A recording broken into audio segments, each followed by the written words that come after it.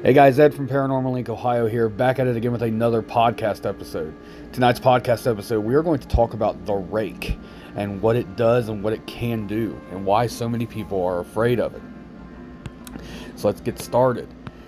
Remember, I get all my information, whether it be the internet, books, the library, wherever I can gather up any information on any topic that I do. I get all my information from there. It's where I do my research, and then I just tell you guys from the notes that I have. So let's start with the rake. During the summer of 2003, events in the northeastern United States involving a strange, human-like creature sparked brief local media interest. Before an apparent blackout was enacted, little or no information was left intact, as most online and written accounts of the creature were mysteriously destroyed. Primarily focused in rural New York State and once found in Idaho, self-proclaimed witnesses told stories of their encounters with a creature of unknown origin. Emotions ranged from extremely traumatic levels of fright and discomfort to an almost childlike sense of playfulness and curiosity. While their published versions are no longer on record, the memories remained powerful. Several of the involved parties began looking for answers that year. In early 2006, the collaboration had accumulated nearly 24 documents dating between 12th century and present day. Spanning 4 continents in almost all cases, the stories were identical. I've been in contact with a member of this group and was able to get some excerpts from their upcoming book. Now, I wasn't personally involved with this member. This is just from the information that I found from an anonymous person who had wrote this down. So, whether you believe that this is true or not, that is up to you to believe. These are just all the things that I found during my research on the rake. So, the first one's going to be a suicide note from 1964. And this is what it said.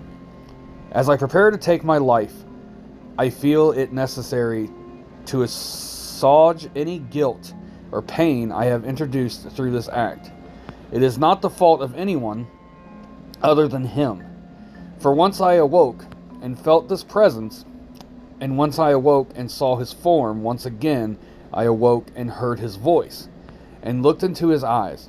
I cannot sleep without fear of what I might next awake to experience. I cannot ever wake. Goodbye. Found in the same wooden box were 2 empty envelopes addressed to William and Rose and 1 loose personal letter with no envelope. And this is what it said. Dearest Lenny, I have prayed for you. He spoke your name. Now, a journal entry translated from Spanish in 1880. I have experienced the greatest terror. I have experienced the greatest terror. I have experienced the greatest terror. I see his eyes when I close mine. They are hollow, black. They saw me and pierced me. His wet hand, I will not sleep. His voice, unintelligible. A mariner's log in 1691 says, he came to me in a sleep. From the foot of my bed, I felt a sensation. He took everything. We must return to England. We shall not return here again at the request of the rake. From a witness in 2006, they wrote, 3 years ago, I had just returned from a trip from Niagara Falls with my family for the 4th of July. We were all very exhausted after a long day of driving. So my husband and I put the kids right to bed and called it a night. At about 4 a.m., I woke up thinking my husband had gotten up to use the restroom. I used the moment to steal back the sheets, only to wake him in the process.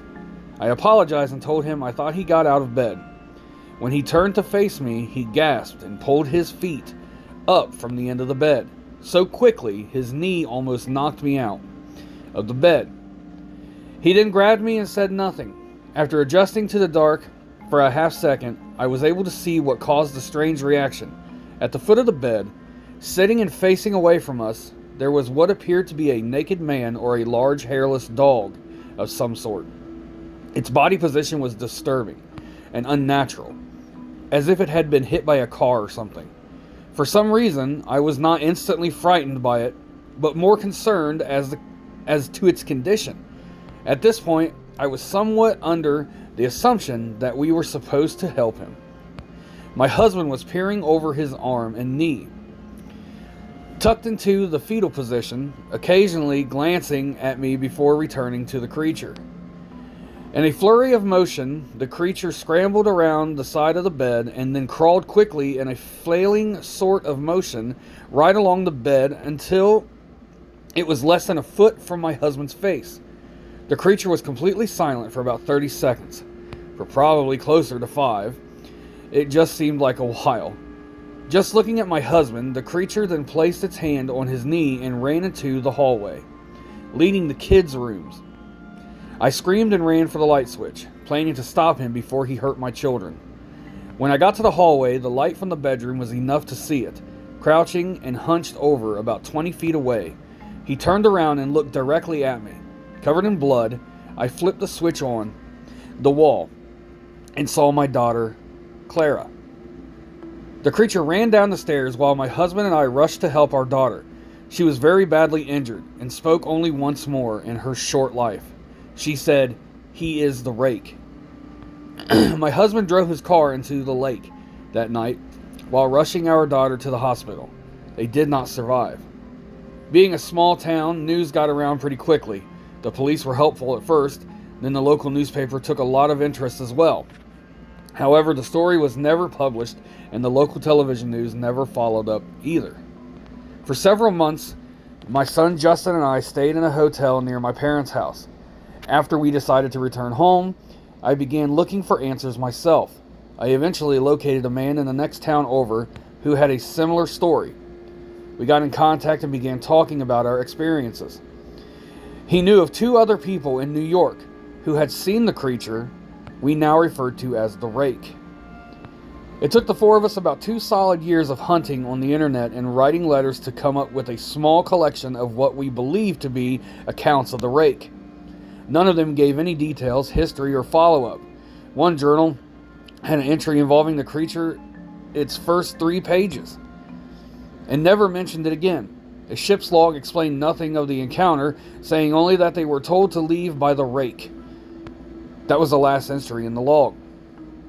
There were, however, many instances where the creature's visit was one of the series of visits with the same person. Multiple people also mentioned being spoken to, my daughter included. This led us to wonder if the Rake had visited any of us before our last encounter. I set up a digital recorder near my bed and left it running all night, every night, for 2 weeks. I would tediously scan through the sounds of me rolling around in bed each day when I woke up. By the end of the 2nd week, I was quite used to the occasional sound of sleep while blurring through the recording at 8 times the normal speed. This still took almost an hour every day. On the first day of the 3rd week, I thought I heard something different. What I found was a shrill voice. It was the Rake. I can't listen to it long enough to even begin to transcribe it. I haven't let anyone listen to it yet. All I know is that I've heard it before, and I now believe that it spoke when it was sitting in front of my husband. I don't remember hearing anything at the time, but for some reason, the voice on the recorder immediately brings me back to that moment. The thoughts that must have gone through my daughter's head make me very upset. I have not seen the Rake since he ruined my life. But I know that he has been in my room while I slept. I know and fear that one night I'll wake up to see him staring at me. Those were some encounters with the Rake, guys. This thing just absolutely sounds terrible, evil, and just wants to destroy. There is many movies about the Rake out there. Whether you believe the Rake is real or not, that is up to you. Like I said, I got an open mind, but sometimes I hear things, I'm like, it's a little far-fetched, but you never know, and I'm not going to say that anything's wrong that anybody came up with, because I don't want to hurt anybody's feelings or make them feel like, oh man, he's, being mean or whatever, because I would hate for someone to do that to me, because I know you guys hear some of my stories on here and probably like, man, what the heck's this guy talking about? This guy's a lunatic. So I completely understand. But I hope you enjoyed tonight's episode of The Rake, and Can't tell you how much I love doing this for you guys. Thank you so much for the love and support that you give Paranormal Inc. Ohio. Again, you can now subscribe to me on Spotify for $2.99 a month. It gives you behind-the-scenes access. It'll give you some stories that I don't even put on there that you guys will be able to hear for the members only. Like I said, and it helps get us to investigations, get us the equipment that we need, and to help further the podcast more and more. Like I said, you guys, if you want to, that is awesome. I totally appreciate it. If you don't, same. You know, I appreciate that you're here just listening to my crazy butt talk, you know, every day. So, thank you guys so very much again. And you guys will hear from me tomorrow night, and I want you guys to have a great night tonight, man. Thanks, bye, everybody.